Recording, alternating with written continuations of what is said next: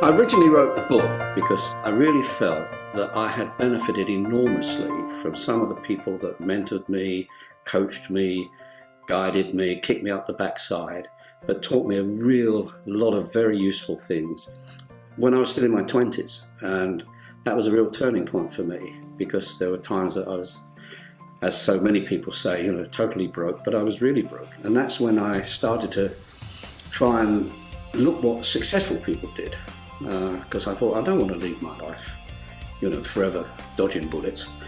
And I think there's a lot of people that are like I was, but today, they need somebody to guide them and give them some good advice and some suggestions and point them in the right direction, particularly if they're still young but they're raising a family.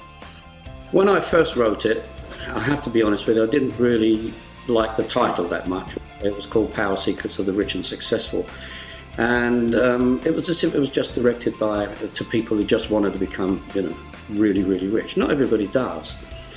The irony is that a lot of people who read it got back to me, very nice testimonials, many of them, but a lot of people said, I wish I'd known some of this stuff when I was young.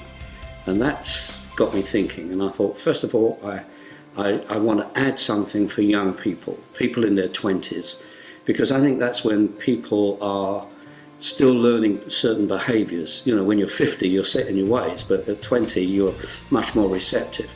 And young people are facing tough times. So I revised it for that reason, and I wanted a different title. And of course, so many people saying, I wish I'd learned this when I was young.